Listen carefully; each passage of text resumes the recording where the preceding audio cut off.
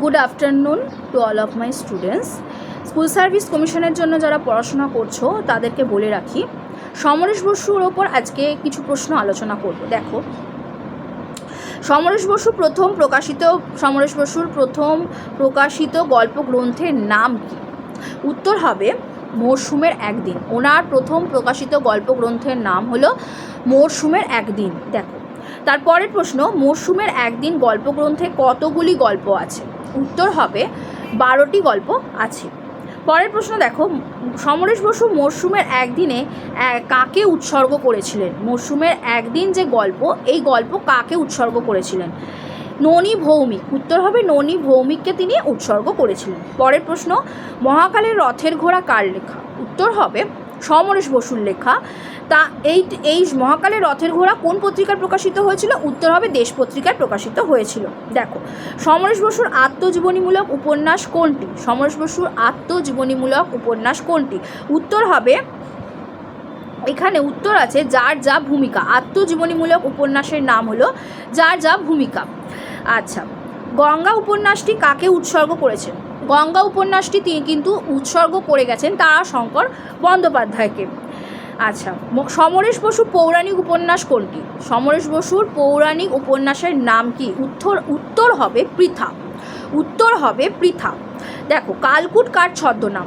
কালকুট আর ভ্রমর, এই দুই ছদ্মনামে কিন্তু সমরেশ বসু আছেন। দুই ছদ্মনামই হচ্ছে সমরেশ বসুর। তো কালকুট ছদ্মনামে লেখা তার প্রথম যে উপন্যাস, কালকুট ছদ্মনামে লেখা তার প্রথম উপন্যাসের নাম কি? অমৃত কুম্ভের সন্ধানে। পরের প্রশ্ন, রুহিতান কুর্মী কোন উপন্যাসের উল্লেখযোগ্য চরিত্র?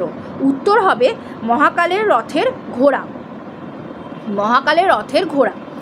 প্রথম প্রকাশিত উপন্যাসের নাম কি? প্রথম প্রকাশিত উপন্যাস সমরেশ বসুর হলো উত্তরঙ্গ। আচ্ছা, পরের প্রশ্ন, দীনেশ সান্যাল রচিত কোন উপন্যাস? এখানে কথা আছে নয়নপুরের মাটি, এটাও কিন্তু ওনারই লেখা। দীনেশ সান্যাল কিন্তু নয়নপুরের মাটির চরিত্র। এই উপন্যাস মানে নয়নপুরের মাটিতে মহিম চরিত্র অনেকটাই সমরেশের ব্যক্তিজীবনের প্রথম পর্বের অভিপ্রায়। কে কোন উপন্যাসে কথা বলেছেন?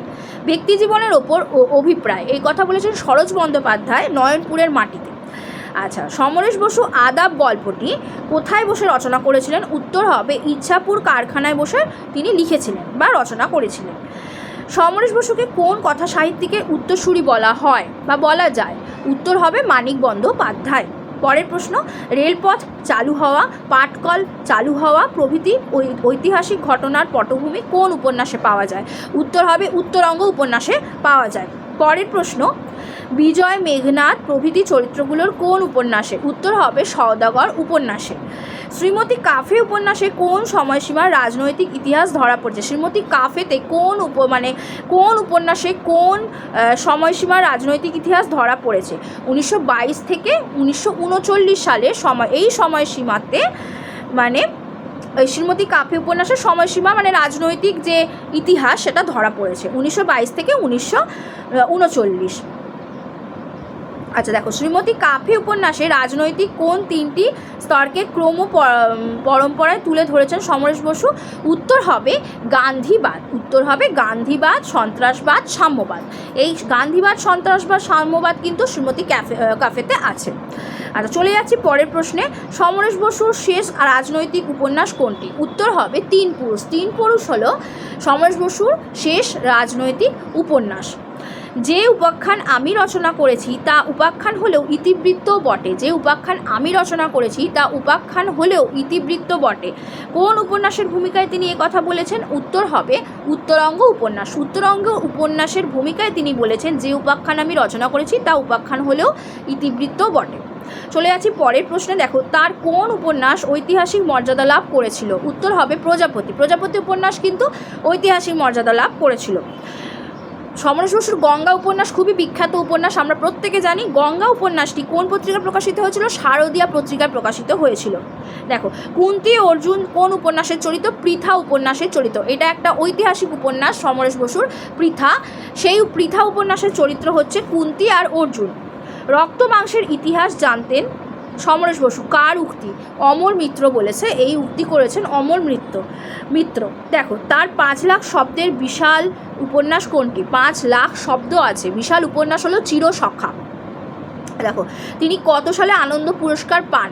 আনন্দ পুরস্কার পেয়েছিলেন 1959। আনন্দ পুরস্কার পেয়েছিলেন 1959। তার শেষ উপন্যাসের প্রচ্ছদ শিল্পী কে ছিলেন? শেষ উপন্যাসের প্রচ্ছদ শিল্পী ছিলেন বিকাশ ভট্টাচার্য। পরের প্রশ্ন দেখো, হকারদের নিয়ে কোন উপন্যাস তিনি লিখেছিলেন? হকারদের নিয়ে লিখেছিলেন পশারিণী। হকারদের নিয়ে লিখেছিলেন পশারিণী।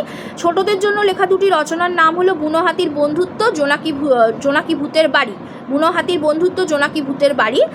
আর এছাড়া দেখো অমৃত কুম্ভের সন্ধানে কার লেখা যদি আসে, অমৃত কুম্ভের সন্ধানেও কিন্তু খুবই একটা অন্যতম তার রচনা সমরেশ বসুর। তো অমৃত কুম্ভের সন্ধানে কোন পত্রিকায় প্রকাশিত হয়েছিল? এটাও কিন্তু দেশ পত্রিকায় প্রকাশিত হয়েছিল। কার জীবনী অবলম্বনে তিনি তার শেষ উপন্যাস লিখেছিলেন? রামকিঙ্কর বেইজের জীবনী অবলম্বনে তার শেষ উপন্যাস তিনি লিখেছিলেন, যার প্রচ্ছদ শিল্পী ছিলেন বিকাশ ভট্টাচার্য। আচ্ছা দেখো, মহাকালের রথের ঘোড়া উপন্যাসের পটভূমি কী ছিল? নকশাল আন্দোলনের প্রেক্ষাপটে কিন্তু মহাকালের রথের ঘোড়া লেখা হয়েছিল। পরের প্রশ্ন, মৃৎশিল্পীর আবেগ কোন উপন্যাসে ফুটে উঠেছে? নয়নপুরের মাটি এই উপন্যাসে মৃৎশিল্পীর আবেগ ফুটে উঠেছে। অন্তিম প্রণয় কোন ছদ্মনামে লেখা? অন্তিম প্রণয় লিখেছিলেন ভ্রমর ছদ্মনামে।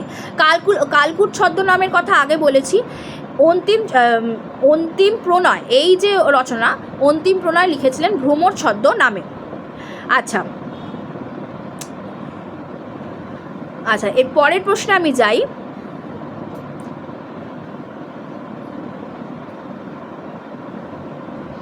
দাঁড়াও। আচ্ছা, দেওয়াল লিপি কাকে উৎসর্গ করেছিলেন? দেওয়াল লিপি উৎসর্গ করেছিলেন নরেন্দ্রনাথ মিত্রকে। দেওয়াল লিপি উৎসর্গ করেছিলেন নরেন্দ্রনাথ মিত্রকে। আর কোথায় পাবো তারে কোন ছদ্মনামে লেখা? কালকুট ছদ্মনামে লিখেছিলেন কোথায় পাবো তারে। আর একটু আগে বললাম অন্তিম প্রণয়, অন্তিম প্রণয় লিখেছিলেন ভ্রমর ছদ্মনামে। তার রচিত একটি ছোট গল্পের নাম কি? ছোট গল্পের নাম হলো আদাব। দেওয়াল লিপি উৎসর্গ বলেই দিলাম। আচ্ছা দেখো, ষষ্ঠ ঋতু গল্পগ্রন্থতে মোট কটি গল্প আছে? ষষ্ঠ ঋতু গল্পগ্রন্থতে মোট 8টি গল্প আছে। তার রচিত প্রথম রচনা হচ্ছে আদাব, যেটা কিন্তু প্রথম ছোট গল্প হচ্ছে তার আদাব, যেটা কিন্তু 1946 সালে প্রকাশ পেয়েছিল। এটি তার প্রথম রচনা। স্বর্ণচঞ্চু তার কোন শ্রেণীর সাহিত্য গ্রন্থ? স্বর্ণচঞ্চু নামে তার একটি উপন্যাস আছে। তিনি ছোটদের জন্য কিন্তু অনেক গোয়েন্দা চরিত্র, গোগল চরিত্র কিন্তু সমরেশ বসুর কিন্তু গোগল চরিত্র এমন এসে থাকে। গোগল চরিত্র কার? সুনীল গঙ্গোপাধ্যায়, সমরেশ বসু, বাকি আরও দুটো দিয়ে দিল যাদের যাদের চরিত্র আছে। তো কিন্তু সেখানে হবে কাকাবাবু, যেমন আমাদের রিজু কাকাবাবু এইগুলো যেমন আছে, তেমনই কিন্তু গোগল চরিত্র আছে সমরেশ বসুর। আচ্ছা, গল্প রচনায় তিনি কার অনুসারী ছিলেন? তারাশঙ্কর বন্দ্যোপাধ্যায়কে তিনি গল্প রচনায় অনুসরণ করতেন। লেখকের সর্বশেষ উপন্যাস কোনটি? সেটি কার জীবনী নিয়ে লেখা? দেখি নাই ফিরে এই উপন্যাসটা তার সর্বশেষ। এই উপন্যাসে রামকিঙ্কর, তার সর্বশেষ উপন্যাসের নাম একটু আগেই বললাম, রামকিঙ্কর বেইজকে নিয়ে লেখা, এবং সেটার শেষ উপন্যাসের নাম হচ্ছে দেখি নাই ফিরে। রামকিঙ্কর বেইজ হলো কিমলিশ। কিমলিশ কী জাতীয় রচনা? এটাও কিন্তু তিনি লিখেছেন। তার একটি ছোট গল্প হলো কিমলিশ। দেখো, লেখকের ছোট গল্পের জন্য লেখা কোন উপন্যাসের চলচ্চিত্র হয়েছে? গোয়েন্দা গোগল। গোয়েন্দা গোগল হয়েছে। জ্যোতির্ময়ী কি চৈতন্য? জ্যোতির্ময়ী কি চৈতন্য কী জাতীয় উপন্যাস? পৌরাণিক উপন্যাস। জ্যোতির্ময়ী কি চৈতন্য হলো পৌরাণিক উপন্যাস। আচ্ছা, কবে তিনি পরলোক গমন করেছিলেন? এটা একটা প্রশ্ন। পরলোক গমন করেছিলেন তিনি, তার মৃত্যু হয়েছিল 1988 সালে। বিষ্ণুপুরের বালুচরী শিল্পীদের নিয়ে কোন উপন্যাস লিখেছিলেন? টানাপোড়েন। টানাপোড়েন তিনি লিখেছিলেন। বিষ্ণুপুরের বালুচরী শিল্পীদের নিয়ে লিখেছিলেন টানাপোড়েন। আচ্ছা, তার রচিত ছোট গল্পের সংখ্যা 200টি। পশারিণী গল্পটি কাদের জীবন কথা নিয়ে? হকারদের জীবন কথা বলেই দিয়েছি। ছোটদের জন্য রচনা গোগল গোয়েন্দা। অমৃত কুম্ভের সন্ধানে বলেই দিয়েছি। তার অসমাপ্ত জীবনী কাব্য কটি? 100টি।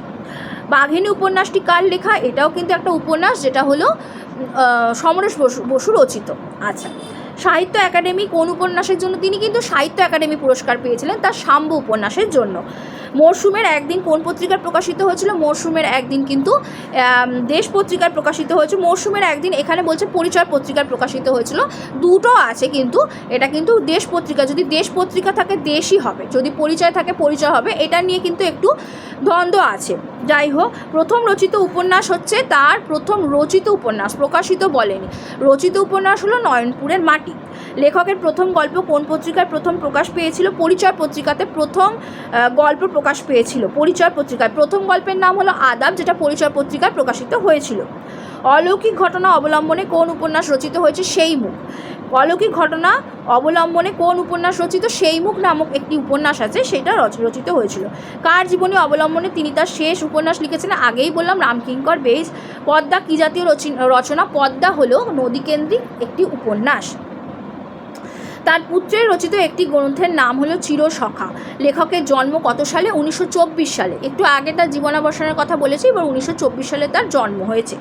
সমরেশ বসুর আসল নাম হলো সুরথনাথ বসু, এটা আসতে পারে। সমরেশ বসুর প্রকৃত নাম কি? এটা কিন্তু মাদ্রাস সার্ভিস কমিশনে কিন্তু প্রকৃত নাম আসে, যেমন ছদ্মনাম এসেছিল গন্ধর্ব নারায়ণ। কার নাম? দীনবন্ধু মিত্রের গন্ধর্ব নারায়ণ, এটা কিন্তু এসেছিল। প্রকৃত নাম কিন্তু এসে থাকে। সমরেশ বসুর আসল নাম সুরথনাথ বসু। আচ্ছা, চিরসখা উপন্যাসটি কাকে নিয়ে লেখা? কে লিখেছিলেন? সমরেশ বসুকে নিয়ে লেখা একটি উপন্যাস চিরসখা। পুত্র নবকুমার বসু লিখেছিলেন, এটা কিন্তু পুত্র নবকুমার বসু লিখেছিলেন। তার পুত্রের নাম কি? নবকুমার বসু, আগেই বললাম। কালকুট ছদ্মনামে তিনি কিন্তু শাম্ব উপন্যাসটি লিখেছিলেন। দেখো, ভ্রমর আর কালকুট এই দুটো ছদ্মনাম ওনার ছিল। তো একটু আগেই বললাম কোন কোন ছদ্মনামে কী কী লিখেছেন, এগুলো একটু মনে রাখতে হবে।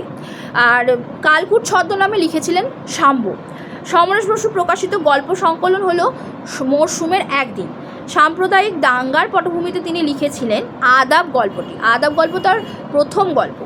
কোন গ্রন্থের তৃতীয় পর্ব লেখার সূচনাতেই তিনি মারা যান? দেখি নাই ফিরে লেখার সূচনাতেই তিনি মারা গিয়েছিলেন। দেখি নাই ফিরে লেখার সূচনাতেই তিনি মারা গিয়েছিলেন। সমরেশ বসু কাকে দেওয়াললিপি উৎসর্গ করেছিলেন? আগেই বললাম, নরেন্দ্রনাথ মিত্রকে। সমরেশ বসু মনোমুকুর গল্প সংকলনটি কাকে উৎসর্গ করেন? তার মাকে উৎসর্গ করেছিলেন। কিমলিশ গল্পটি কোন গল্পগ্রন্থের পসারিণী? ভ্রমর ছদ্মনামে লেখা উপন্যাসগুলি দেখো, এখানে বলে দিই। ভ্রমর ছদ্মনামে তিনি লিখেছেন জনক লিখেছেন, বাসন্তীর সংসার লিখেছেন, অন্তিম প্রণয় লিখেছেন। ভ্রমর ছদ্মনামে রচিত দুটো গ্রন্থের নাম হলো যুদ্ধের শেষ সেনাপতি, প্রেম কাব্য রক্ত। দেখো, এছাড়াও মহাকালের রথের ঘোড়া কী জাতীয় উপন্যাস? রাজনৈতিক উপন্যাস।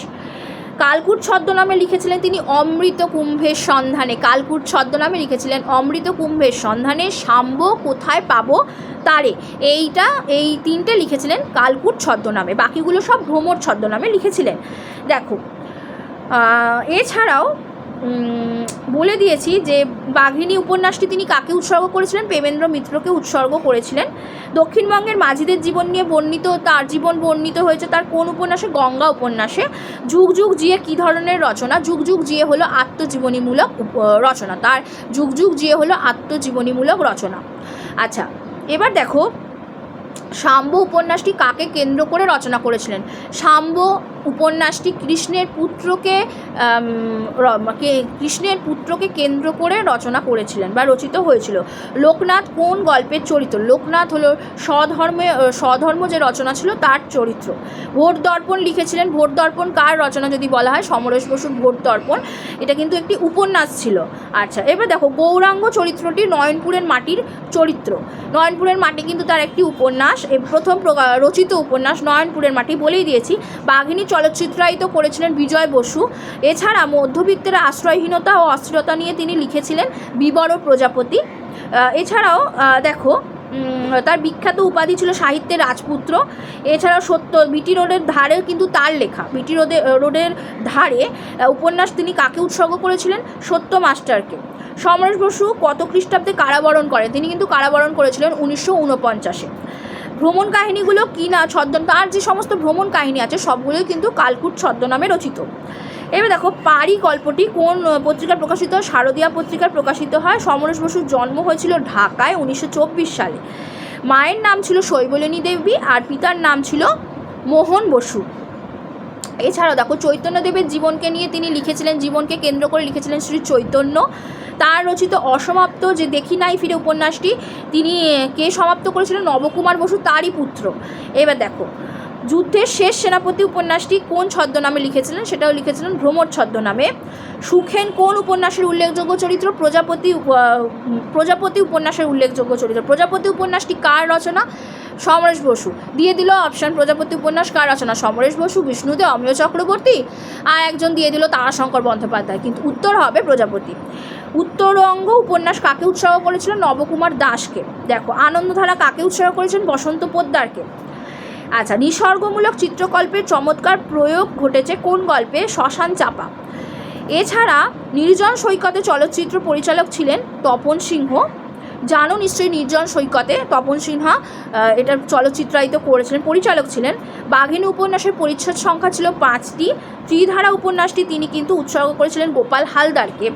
বর্ষারিণী গ্রন্থটি উৎসর্গ করেছিলেন রাম বসুকে।